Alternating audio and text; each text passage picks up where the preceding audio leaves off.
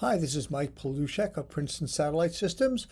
I just saw the movie The Hail Mary Project with Ryan Gosling. It was fantastic, and I thought we'd use the Spacecraft Design Toolbox to analyze some of the physics. So if you look at the script that's in front of you, you'll see that we add a bunch of parameters: speed of light, acceleration of gravity, the fuel tank fraction, that's the ratio of fuel tank mass to propellant mass, the mass of the spacecraft, this is everything except for propellant mass and fuel, and then the fraction of the speed of light we hope to attain. And then the first thing we're going to do is look at a plot of how the amount of fuel you need varies with velocity change. And we're going all the way up to that 0.92.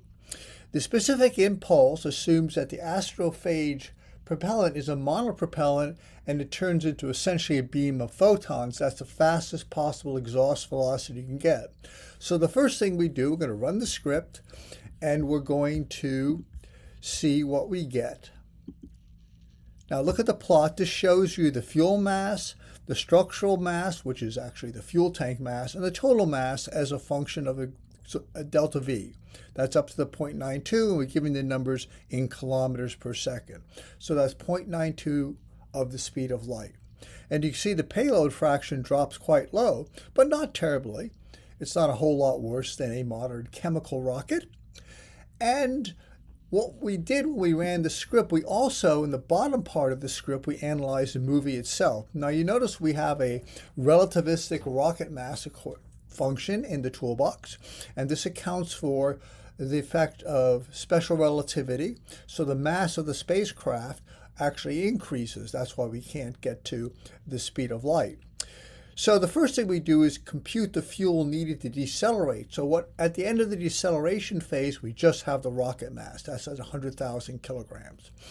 But we then, to get the acceleration fuel, we have to add all that fuel in to that number, the 100,000 kilograms. And that's how we get the total amount of fuel, which we're going to show you in a moment.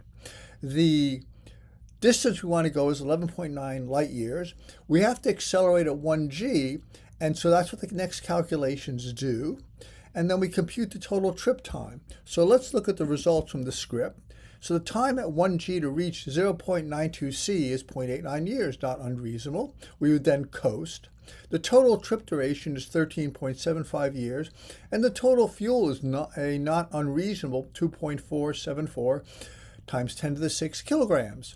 Now, if we were to carry enough fuel to get back, we would have to, of course, accelerate all that fuel all the way to the target. One thing you could do, of course, is breathe the astrophage fuel once you got to the target and fill up your fuel tanks in that manner. That's something that's being thought about, under consideration by NASA, for a Mars mission where you make the fuel on Mars. Well, thanks so much for listening, and please subscribe to our channel.